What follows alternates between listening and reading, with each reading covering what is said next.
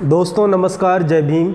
मैं आपका दोस्त, आपका भाई धीरेन्द्र वर्मा बोल रहा हूँ। दोस्तों, जब से सुप्रीम कोर्ट का फैसला आया है एससी के आरक्षण में वर्गीकरण का, तब से पूरे देश में एक नई बहस छिड़ गई है। मेरे भी कई साथी हैं, उनका फ़ोन मेरे पास बार बार आ रहा है, सर इसको लेके आपका क्या विचार है, आप कैसा सोचते हैं, आपके पार्टी का स्टैंड क्या है। तो मैं इंतज़ार कर रहा था कि सारी पार्टियों का स्टैंड आ जाए, बड़े बड़े नेताओं का स्टैंड आ जाए, उसके बाद मैं अपनी बात रखूँगा। वो लोग क्या सोचते हैं उसके बाद मैं अपनी बात रखूँगा। दोस्तों, आप लोग जानते हैं कि हमारा राजनीति में आने का मकसद क्या है।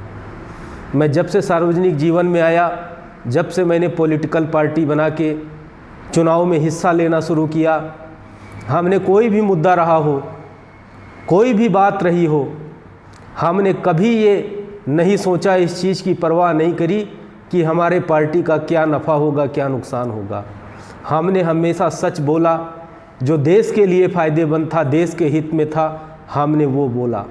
हमने कभी कोई राजनीतिक नफ़ा नुकसान के लिए कोई भी बात हमने नहीं की। आज इस मुद्दे पर भी मैं बिल्कुल वही बात करूँगा जो देश हित में है, जो राष्ट्र हित में है, जो इस देश के गरीब, शोषित, पीड़ित, वंचित लोगों के हित में है। साथियों, सुप्रीम कोर्ट हो, चाहे हाई कोर्ट हो, चाहे इस देश की सरकारें हों, मैं देश के सभी लोगों को बताना चाहता हूं कि सरकारी नौकरी से इस बात की कोई गारंटी नहीं मिलती कि सरकारी नौकरी मिलने के बाद उसका सामाजिक और राजनीतिक पिछड़ापन दूर हो जाता है। सरकारी नौकरी मिलने के बाद उसको केवल थोड़ी बहुत आर्थिक राहत मिलती है, चाहे कितना भी पैसा हो जाए शेड्यूल कास्ट के आदमी के पास, शेड्यूल ट्राइब के आदमी के पास, लेकिन उसका सामाजिक और राजनीतिक जीवन वैसा का वैसा ही रहता है। दूसरी बात, मैं देश के लोगों को बताना चाहता हूँ कि अभी जो ये सुप्रीम कोर्ट का फैसला आया है, इसको लेकर तमाम सी पॉलिटिकल पार्टियां, तमाम से संगठन अपनी ट्रोल आर्मी लगा के, सोशल मीडिया आर्मी लगा के इसमें झूठ भ्रम फैलाने का, लोगों के अंदर एक असमंजस पैदा करने का कि सुप्रीम कोर्ट ने तो आरक्षण ख़त्म कर दिया, ये हो गया, वो हो गया, संविधान खतरे में है। ठीक है, ये जो संविधान बचाओ गैंग इस समय इस देश में सक्रिय हुआ है, ये न जाने क्या क्या अफवाह फैलाने का काम करेगा। तो आप लोगों को इनकी अफवाह से बच के रहना है। सुप्रीम कोर्ट का फैसला पंजाब सरकार की एक पटिशन के ऊपर आया है। पंजाब सरकार ने पंजाब के वाल्मीकि समाज और मजहबी सिखों के लिए सरकारी नौकरियों में एक्स्ट्रा आरक्षण की व्यवस्था की थी, जिसको लेकर कुछ लोग पंजाब हाई कोर्ट गए। पंजाब हाई कोर्ट ने पंजाब सरकार के उस फैसले को रिजेक्ट कर दिया। उसके बाद पंजाब सरकार सुप्रीम कोर्ट आई और सुप्रीम कोर्ट में एक लंबी सुनवाई के बाद सुप्रीम कोर्ट ने कहा कि एससी एसटी के आरक्षण में भी वर्गीकरण किया जा सकता है, एससी एसटी के आरक्षण में भी क्रीमी लेयर लागू किया जा सकता है। दोस्तों, लोगों का तर्क ये है कि अनुसूचित जाति में कुछ जाति के लोगों ने सारी नौकरियां हासिल कर लीं और कुछ जाति के लोग पीछे रह गए। जो लोग ये कह रहे हैं उनकी बात सच भी हो सकती है, मैं इस बात से बिल्कुल डिसएग्री नहीं करता हूँ, लेकिन मैं इस बात को तब मानूंगा जब सरकार इसका कोई डेटा इस देश की जनता के सामने रखेगी। इस देश की जनता के सामने ये डेटा रखने के लिए सबसे पहले इस देश की सरकार को जातीय जनगणना करानी पड़ेगी।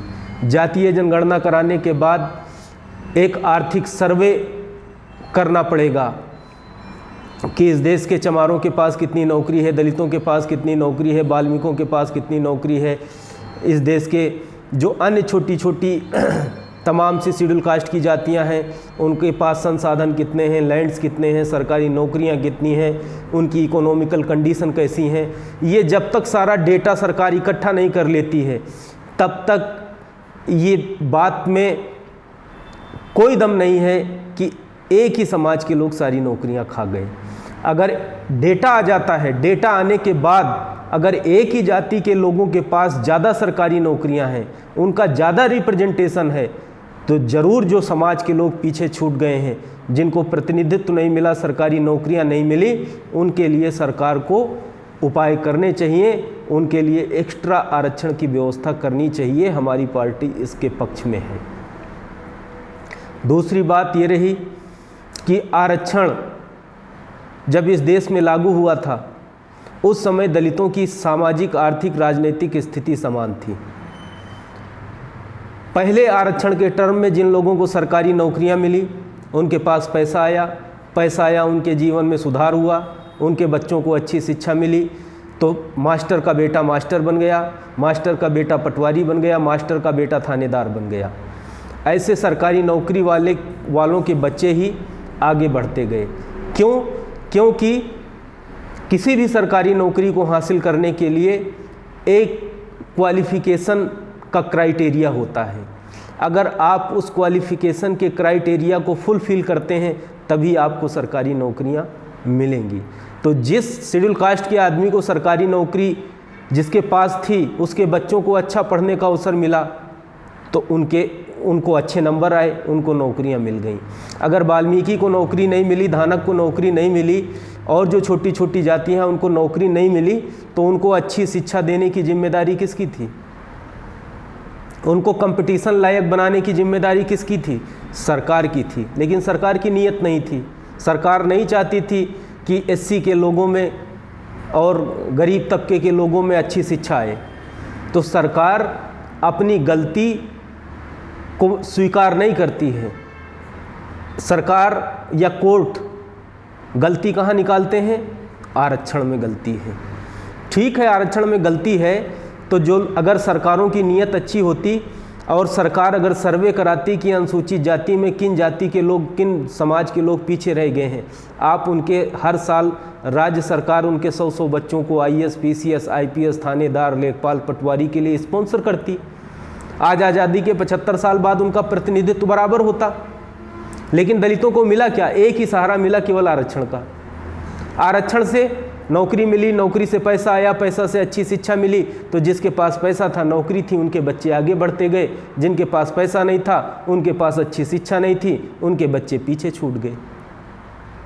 तो इसमें गलती जिनको सरकारी नौकरी मिल गई उनकी नहीं है, इसमें गलती सरकारों की है। क्योंकि सरकारों की नीयत नहीं थी कि समानता में भी समानता है। और हम तो समानता में समानता के सिद्धांत को एग्री करते हैं कि अगर कोई जाति, कोई समाज का आदमी पीछे रह गया हो, चाहे वो शेड्यूल कास्ट का हो, शेड्यूल ट्राइब का हो, ओबीसी का हो, यहाँ तक अगर जनरल कास्ट में भी अगर कुछ लोग अगर पीछे रह गए हैं, तो जो लोग आगे हैं उनकी जिम्मेदारी है उनको उंगली पकड़ के आगे लेके आने की। लेकिन कोई आगे नहीं आना चाहता। जिसको नौकरी मिल गई नौकरी नहीं छोड़ना चाहता, जिसको पैसा मिल गया पैसा नहीं छोड़ना चाहता, जिसको ज़मीन मिल गई ज़मीन नहीं छोड़ना चाहता। वो दूसरे के लिए स्पेस छोड़ने को तैयार ही नहीं है। उसके अंदर त्याग की भावना नहीं है, उसके अंदर समर्पण की भावना नहीं है। इसलिए कुछ लोगों को फ़ायदा होता जा रहा है, कुछ लोगों को उसका नुकसान होता जा रहा है। लेकिन उनको फ़ायदा पहुंचाने की जिम्मेदारी किसकी है? सरकार की है। सरकार की नीयत अच्छी नहीं है। सरकार नहीं चाहती है समानता। सरकार नहीं चाहती है कि इस देश के गरीब, शोषित, पीड़ित, वंचित लोग अपने पैरों पर खड़े हों, आगे बढ़ें। आज सुप्रीम कोर्ट का फैसला आया है और आप लोगों को मैं एक चीज़ और बता देना चाहता हूँ। सुप्रीम कोर्ट का फैसला तो आ गया कि SC/ST के आरक्षण में वर्गीकरण होना चाहिए, क्रीमी लेयर लागू होना चाहिए, लेकिन इस केवल सुप्रीम कोर्ट का फैसला आया है। इसको एग्जीक्यूट करने में, इसको ज़मीन पे लागू करने में बहुत लंबा समय लगने वाला है। क्योंकि सुप्रीम कोर्ट ने साफ साफ कहा है कि अगर आप SC/ST की जातियों में उपवर्गीकरण करना चाहते हैं तो आपके पास एक वैज्ञानिक डेटा होना चाहिए कि किस जाति के लोग पीछे रह गए, तो इसका सर्वे कराने में, इसका डेटा इकट्ठा करने में एक बहुत लंबा समय लगने वाला है। तो सुप्रीम कोर्ट का फैसला आया है, अभी ये लागू होने नहीं जा रहा है, इसलिए आप लोगों को ज़्यादा इस पे परेशान होने की ज़रूरत नहीं है। और दूसरी बात, परेशान होना भी क्यों है? मैं तो कहता हूँ कि अगर SC में जो जातियाँ पीछे रह गई हैं उन जातियों को आगे आने का पूरा अधिकार है। उनको भी समान अवसर मिलना चाहिए, समान एजुकेशन मिलना चाहिए, उनको भी आगे बढ़ने के लिए जो भी संसाधन की ज़रूरत है पूरी मिलनी चाहिए। लेकिन जिम्मेदारी किसकी है? उसको हासिल कराने की जिम्मेदारी सरकार की है। केवल आरक्षण से आप सोचो कि पूरा परिवर्तन आ जाए, पूरे समाज में सामाजिक, आर्थिक, राजनीतिक समानता आ जाए, कभी नहीं आ सकती। आरक्षण के साथ साथ सरकार की नीयत भी अच्छी होनी चाहिए। यही बात बाबा साहब अम्बेडकर ने 26 नवंबर 1949 को संविधान सभा के आखिरी भाषण में कहा था कि संविधान कितना भी अच्छा हो, अगर इसको लागू करने वाले लोगों की नीयत अच्छी नहीं है तो संविधान बुरा ही साबित होगा। आरक्षण कितना भी अच्छा क्यों ना हो, आरक्षण के अंदर आरक्षण से कितना भी लोगों को आगे बढ़ाने का अवसर मिल सकता है, लेकिन अगर सरकार की नीयत अच्छी नहीं है तो केवल आरक्षण से किसी समाज का भला नहीं हो सकता है। आरक्षण के साथ साथ सरकार के अंदर एक भावना होनी चाहिए कि सबको आगे बढ़ाना है। और मैं फिर कहता हूं कि इस देश को आगे बढ़ाने के लिए, इस राष्ट्र के निर्माण के लिए किसी एक जाति, धर्म, मजहब से ये राष्ट्र न बन सकता है, न इसका निर्माण हो सकता है। सभी जाति, धर्म, मजहब के लोग जब आपस में मिल के प्रेम से भाईचारा बना के अपने से जो कमज़ोर रह गए हैं, छोटे रह गए हैं, बड़ा दिल करके उनकी उंगली पकड़ के अपने बराबर लेके आने की भावना रखेंगे, तब देश तरक्की करेगा। लेकिन अमीर क्या सोचता है? अरे फलानो गरीब है, गरीब ही रहना चाहे, अमीर ना बन जाए। वो अमीर बन जाएगा तो कल अपने पास ब्याज पर पैसा कौन मांगने आएगा? अपने घर दाल छांगने कौन आएगा? अपने घर छाछ मांगने कौन आएगा? अपने घर जी हुजूरी करने कौन आएगा? हमारी नीयत खराब है, हमारी सोच खराब है। हम किसी को अपने आगे बढ़ना तो दूर की बात है, अपने बराबर होते हुए भी किसी को देखना नहीं चाहते हैं। कहाँ से आ जाएगी समानता? एक आदमी दूसरे आदमी की जेब काटने में लगा है, एक आदमी दूसरे आदमी को नीचा दिखाने में लगा है, एक आदमी लगा है कि मेरा मकान बन गया तो उसका नहीं बनना चाहिए, एक आदमी लग गया कि मेरा रिश्ता हो गया तो उसका नहीं होना चाहिए। ऐसे देश आगे बढ़ेगा? कभी नहीं बढ़ता मेरे भाई। देश को आगे बढ़ाना है तो प्रेम की भावना होनी चाहिए, त्याग और समर्पण की भावना होनी चाहिए, तब जाके देश आगे बढ़ेगा। तो दोस्तों, मेरा आरक्षण पे साफ साफ स्टैंड है कि अगर आरक्षण का लाभ कुछ लोगों को मिल रहा है, बाकी के लोगों को नहीं मिल रहा है, तो सरकार इसका डेटा इकट्ठा करे और जिन लोगों को नहीं मिल रहा है उन लोगों को दे। हम सरकार के साथ हैं, हम सरकार के साथ हैं। किसी को प्रतिनिधित्व नहीं मिला, किसी को नौकरी नहीं मिली, किसी को संसाधन नहीं मिला, सरकार उसको दे। हम बड़ा दिल करने की जरूरत नहीं है, ये उसका राइट है, उसको मिलना चाहिए। वो किसी जाति, धर्म, मजहब का आदमी हो। मैं मानता हूं कि इस देश के जनरल कास्ट के जो लोग हैं, जो सवर्ण जाति के लोग हैं, उनको सामाजिक प्रताड़ना नहीं झेलनी पड़ी, उनको जो है उनको संसाधनों का अभाव नहीं झेलना पड़ा। लेकिन उस समाज में भी अगर कुछ लोग गरीब हैं, उनको नीड है, वास्तव में उनको पुशअप करने की ज़रूरत है, तो सरकार करे, हम उसका भी समर्थन करते हैं। वो भी हमारे भाई हैं। नफरत से देश आगे नहीं बढ़ेगा। अगर मेरे पास 2 रोटी है, मुझे 1 रोटी की भूख है, तो मैं 1 रोटी खाऊंगा और जिसको ज़रूरत 1 रोटी की है उसको दे दूंगा। इतना बड़ा दिल जब मैं रखूंगा, वरना 2 रोटी मेरे पास है, भूख 1 की है, 1 खा लिया, 1 जेब में रख लिया, इस भावना से कभी समानता आने वाली नहीं है। मेरे पास 2 रोटी है, मुझे 1 की ज़रूरत है, मैं 1 खा लूँगा, 1 रोटी अगले को जिसको ज़रूरत है उसको देंगे, बड़ा दिल करके देंगे, तब जाके इस देश में समानता आएगी, इस देश में भाईचारा आएगा, तब ये देश तरक्की करेगा। तो मेरा आप लोगों से यही कहना है कि आप लोगों को किसी भी राजनीतिक पार्टी के बहकावे में नहीं आना है। कोई आरक्षण, अभी ये अफवाह उड़ाएंगे आरक्षण ख़त्म कर दिया, ये बदल दिया, वो कर दिया, संविधान बदल दिया, क्योंकि इस देश में एक संविधान बचाओ गैंग इस समय सक्रिय है, जिन्होंने इस देश को, संविधान को सबसे ज़्यादा ख़त्म किया, वो आज संविधान बचाने की बात कर रहे हैं।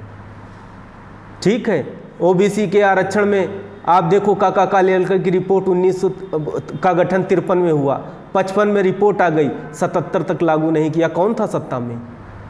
मंडल कमीशन का गठन 79 में हुआ, 80 में रिपोर्ट आ गई, 89 तक लागू नहीं किया, ओबीसी को आरक्षण नहीं मिला। कौन था उस समय सत्ता में? आज भी इस देश के अंदर 85 करोड़ लोग 5 किलो अनाज के ऊपर आश्रित हैं। कौन है इसका जिम्मेदार? और सरकारें अपनी पीठ थपथपा रही हैं, हम तो राशन दे रहे हैं। अरे राशन दे के कोई आप बहुत बड़ा काम नहीं कर रहे हैं। अरे आपके लिए शर्म की बात है कि आज़ादी के 77 साल बाद भी इस देश के 85 करोड़ लोग 5 किलो गेहूं के लिए मोहताज हैं। लेकिन ये देखो, उल्टा चोर कोतवाल को डांटे। 5 किलो गेहूं दे के सरकार अपनी पीठ थपथपा रही है। और दोस्तों, आपको एक चीज़ और बताता हूं कि जब लोगों को कोई चीज़ फ्री में मिल जाती है ना, उसका मूल्य उसको पता नहीं होता है। अब ये जो आरक्षित वर्ग के, आज बताओ क्या नाम है कि इतनी चीज़ें हो रही हैं, ठीक है, आप कहते हो हम दुखी हैं, हम परेशान हैं। आपकी आवाज़ उठाने वाला कौन है? आपकी बात उठाने वाला कौन है? क्यों? क्योंकि आपने अपनी पॉलिटिकल लीडरशिप तैयार नहीं किया। कभी आप कांग्रेस के पीछे लग गए, कभी बीजेपी के पीछे लग गए। बीजेपी और कांग्रेस के मकड़ जाल में इस देश की 140 करोड़ जनता फंसी हुई है। कभी कांग्रेस, कभी बीजेपी, कभी कांग्रेस, कभी बीजेपी। अरे भैया, आप एक डॉक्टर से दवा लेते हो, हैं, पर्चा बनवाते हो, उस डॉक्टर से दवा लेते हो, आपको फ़ायदा नहीं आता है, दोबारा दवा लेते हो, दोबारा फ़ायदा नहीं आता है, तिबारा दवा लेते हो, तिबारा नहीं फ़ायदा होता है, तो आप डॉक्टर बदलते हो? नहीं बदलते हो, दूसरा डॉक्टर करते हो। लेकिन 75 साल से आप एक बार कांग्रेस वाले डॉक्टर से दवा ले रहे हो, एक बार बीजेपी वाले डॉक्टर से दवा ले रहे हो, दोनों जगह से आराम नहीं आ रहा है, डॉक्टर बदल नहीं रहे हो आप, तो कहाँ से आराम आ जाएगा? इस देश के अंदर एक बहुत बड़े पॉलिटिकल रेवोल्यूशन की ज़रूरत है, बहुत बड़े राजनीतिक परिवर्तन की ज़रूरत है, तब जाके इस देश में बहुत कुछ बदलेगा। वरना देश अभी पुराने ढर्रे पे चल रहा है। आज देखो, संसद की डिबेट उठा के देखो आप, केवल जाति की बात हो रही है। विधानसभा की देखो, केवल जाति, कोई ठाकुर का कुआं, कोई फलाने का कुआं, कोई फलाने का कुआं। अरे भैया, जो लोग कमज़ोर हैं, पीछे हैं, उनको आगे बढ़ाओ,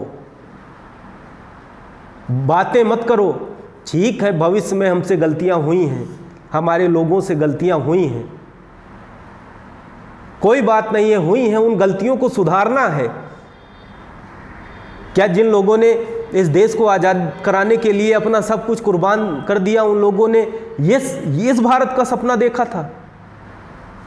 कभी नहीं देखा था मेरे भाई। अगर भगत सिंह को बेरा होता, चंद्रशेखर आज़ाद को बेरा होता, इस देश में जिन्होंने हंसते हंसते फांसी के फंदे को चूम लिया, अगर उनको बेरा होता कि हम लोग जाति धर्म के नाम पर कुत्ते की तरीके से लड़ेंगे, तो कभी वो फांसी की फंदे पर नहीं लटकते। कहते तुम जाओ अपनी ऐसी तैसी कराओ, हमको आज़ाद हो चाहे न हो। लेकिन उन्होंने ये नहीं सोचा, उन्होंने सोचा था हमारा देश फिर से सोने की चिड़िया बनेगा, हमारे देश में भाईचारा होगा, जात पात खत्म होगा, लैंगिक भेदभाव खत्म होगा, आर्थिक समानता होगी, राजनीतिक समानता होगी, लोगों के अंदर प्रेम की भावना होगी। लेकिन कुछ हुआ? अरे वो ऊपर बैठे हैं जो आज़ादी के लिए जिन्होंने अपनी कुर्बानी दे दी, वो ऊपर बैठे हैं, वो ऊपर बैठे होंगे तो उनको शर्म आती होगी आप लोगों के ऊपर। तो मेरे नौजवान साथियों, भाइयों, बातें तो बहुत आप लोगों से करना चाहता हूँ। बहुत लोग मेरे से पूछ रहे थे कि आपका आरक्षण को लेकर क्या स्टैंड है, वर्गीकरण को लेकर क्या स्टैंड है। हमारा स्टैंड साफ है भैया, हम समानता के पक्ष में हैं। कोई जाति पीछे छूट गई, कोई आदमी पीछे छूट गया, उसका डेटा इकट्ठा करो, जो पीछे छूट गया उसको हिस्सेदारी दो, बात ख़त्म। 100 बातों की एक बात। ये नहीं कि हमारे पास 5 रोटी, अगर हमारे भूख 2 रोटी की हो, 5 रोटी मेरे पास है, 2 खा लिया, 3 जेब में दबा के बैठा हूँ, अगला भूखा मर रहा है। मैं उस चीज़ के पक्षधर में नहीं हूँ। मैं पक्षधर में हूँ समानता के, बंधुत्व के, न्याय के, भाईचारा के, प्रेम के संबंध में हूँ। और इसके लिए जो भी सरकार फैसला लेगी, कोई भी सरकार हो, कोई भी पार्टी हो, हमारी पार्टी उसका समर्थन करेगी, हम उसका समर्थन करेंगे। लेकिन एक चीज़ और ध्यान रखना आप लोग, आज बाबा साहब अम्बेडकर के नाम पर बहुत से लोग अपनी दुकानें चमका रहे हैं। बाबा साहब अम्बेडकर के नाम पर, संविधान बचाने के नाम पर क्या क्या बाबा साहब का आड़ लेकर उनके पीठ के पीछे छुपकर अपनी राजनीतिक रोटियां सेक रहे हैं। बाबा साहब अम्बेडकर ने जब इस देश का संविधान लिखा तो बाबा साहब अम्बेडकर ने इस देश के संविधान को लिखते वक्त सभी जाति, धर्म, मजहब के लोगों को उनके जीवन में खुशहाली लाने के लिए इस देश का संविधान लिखा। एक शब्द भी किसी के खिलाफ नहीं लिखा। हाँ, लोकतंत्र का ये सिद्धांत होता है, क्योंकि जाति व्यवस्था हमारे देश की सच्चाई है। लोकतंत्र का यही तो सिद्धांत है, यही खूबसूरती है। हमको अपनी जाति में, अपने धर्म में, अपने मजहब में रह के अपने कानूनी राजनीतिक अधिकारों के लिए संवैधानिक तरीके से लड़ना है, उसे हासिल करना है। उसके लिए आप सत्ता हासिल करो, राज हासिल करो, राज में हिस्सेदारी डालो और अपना अपना जो आपकी जो ज़रूरतें हैं, आपकी जो समस्याएं हैं, उनको आप पूरा करो। यही तो लोकतंत्र है। इसीलिए तो 5 साल के बाद सरकार बदलती है, इसीलिए तो 5 साल के बाद MP MLA बदलते हैं। तो दोस्तों, हमें जो भी काम करना है, अपने चाहे हम अपने हक अधिकार की लड़ाई लड़ें, आरक्षण की लड़ाई लड़ें, भागीदारी की लड़ाई लड़ें, मान सम्मान की लड़ाई लड़ें, पॉलिटिकल रिप्रेजेंटेशन की लड़ाई लड़ें, हमको संविधान के दायरे में रह के अपने अधिकारों का इस्तेमाल के, अपने वोट का इस्तेमाल करके, सत्ता हासिल करके उन सुविधाओं को, उन अधिकारों को हासिल करना है। यहाँ लाठी और तलवार से कुछ नहीं मिलता। 1947 से पहले तलवारों से राज मिलता था। 1947 के बाद 26 नवंबर 1950 से लाठी और तलवार से नहीं, वोट से सत्ता मिलती है, वोट से राज मिलता है, और राज हासिल करके हम अपने दुख मुसीबत को दूर कर सकते हैं।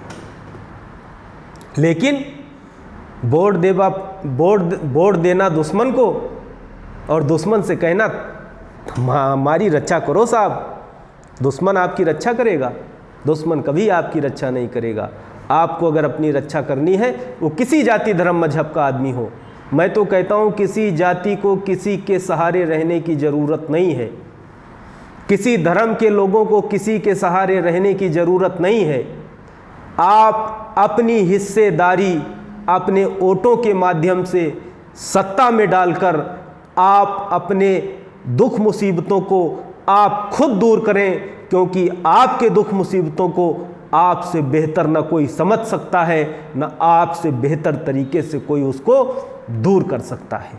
चाहे वो ब्राह्मण समाज की समस्या हो, चाहे दलित हो, चाहे बड़ाई हो, चाहे रेगर हो, चाहे यादव हो, चाहे खुमार हो, चाहे माली हो। देखो, हमारे जाट समाज के भाइयों ने समझा, उन्होंने राज में अपनी एक राज में एक अपनी ताकत पैदा की, अपने वोटों से एक सत्ता में अपना एक औरा पैदा किया, और उस ताकत की वजह से आज उनके जीवन में खुशहाली आई, उनको आगे बढ़ने का अवसर मिला। उनकी राजनीतिक एकता की वजह से, उनके पॉलिटिकल अवेयरनेस की वजह से, वोट की कीमत होने की वजह से उनको 99 में OBC की लिस्ट में भी शामिल किया गया। अगर इनके अंदर राजनीतिक चेतना नहीं होती, अगर राजनीति के माध्यम से ये अपने जीवन में बदलाव लाना नहीं चाहते, तो क्या आज भी जाट समाज OBC की लिस्ट में शामिल होता? नहीं शामिल होता।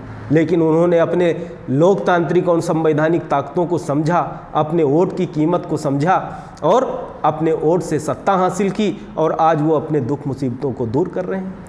इस देश का दलित क्या कर रहा है? कभी BJP को साहब हमारी रक्षा थे कर जो, कभी कांग्रेस को साहब हमारी रक्षा थे कर जो। वो कहते हैं ठीक है ठीक है ठीक है, आपके लिए खूब रक्षा करेंगे, आपका वोट ले लेते हैं, सत्ता हासिल कर लेते हैं, उसके बाद बढ़िया खाना बनता है, खाना खा लेते हैं, और खाना खाने के बाद वो जो 2-4 चावल या थोड़ी सब्जी छूट जाती है वो आपकी तरफ खिसका देते हैं, खाओ पियो मज़ा करो। ना भैया, ऐसे नहीं चलेगा। अपने पैरों पे खड़े हो, अपनी खुद राज में हिस्सेदारी डालो, खुद सत्ता हासिल करो, अपने दुखों को खुद दूर करो, दूसरे को अपना भाग्य विधाता मत बनाओ। आज राजनीति में आप इस देश के गरीब, शोषित, पीड़ित, वंचित लोगों की हिस्सेदारी ना होने की वजह से आज उनको कोई सुख सुविधाएं मिलती हैं? आज उनकी थाना, तहसील, कोर्ट कचहरी में कहीं सुनवाई होती है? आज उनके पास रोजगार है? आज उनके पास ज़मीन है? क्या उनके बच्चों को अच्छी शिक्षा मिल रही है? नहीं मिलती मेरे भाई। इस देश का कोई जाति, धर्म, मजहब का आदमी हो, मैं खुद भी अपने पैरों पर खड़ा होना चाहता हूँ और इस देश के हर समाज को अपने पैरों पर खड़ा करना चाहता हूँ। कुमावत समाज है मान लिया, तो कुमावत समाज से मैं ये नहीं कहता हूँ कि माने वोट दो थे थारी रक्षा मैं करचा। मैं उनसे कहता हूँ कि मैंने इस राज में हिस्सेदारी डालने की शुरुआत करी है, आप भी मेरे साथ जुड़ो, मेरे साथ साथ आप भी हिस्सेदारी डालो और अपना सीट डाल के मेरे साथ साथ आप भी अपना भला करो, आप भी अपने लोगों को आगे बढ़ाओ। मैं यादव समाज से, माली समाज से, लोहार समाज से, ठाकर, बनिया, ब्राह्मण सभी समाज से कहता हूँ, मैंने ये लड़ाई शुरू करी है, आप मेरे साथ जुड़ो, मेरे साथ जुड़ के आप भी मेरे साथ साथ अपनी राज में हिस्सेदारी डालकर अपने दुख मुसीबतों को आप अपने हाथ से दूर करो, धीरेन्द्र वर्मा के हाथ से मत दूर कराओ। इस बात की लड़ाई है मेरी। क्यों भैया? वोट हमारा, ताकत हमारी, हमारे भाग्य का फैसला दूसरा क्यों करेगा? अब कुमावत समाज के लोग 90% वोट बीजेपी को देते हैं, ठीक, और तो कुमावत समाज का लोग देते हैं, इनके भाग्य का फैसला कौन करता है? बीजेपी करती है। दलित समाज के लोग कांग्रेस को वोट देते हैं, फैसला कौन करता है? इनके भाग्य का फैसला बीजेपी कर रही है। तो मेरी लड़ाई समानता की है, भाईचारा की है। तो आप लोगों से मैं यही कहता हूं कि आप लोग इस लड़ाई में मेरे साथ लगें, जुड़ें और इस मिशन मूवमेंट को आगे बढ़ाएं। गरीब, शोषित, पीड़ित, वंचित लोगों की जो लड़ाई है, उनके जीवन में खुशहाली लाने के लिए हम सबको जाति, धर्म, मजहब से ऊपर उठकर अपने समाज में हमारे जो भी गरीब भाई पीछे रह गए हैं, उनकी उंगली पकड़ के बराबर लाना हम सब की जिम्मेदारी है। कानून के साथ साथ, संविधान के साथ साथ हमें अपना बड़ा दिल भी दिखाना पड़ेगा, तब इस देश के अंदर, समाज के अंदर परिवर्तन आएगा। आप लोगों का बहुत बहुत धन्यवाद। जय भीम, जय भारत, जय संविधान।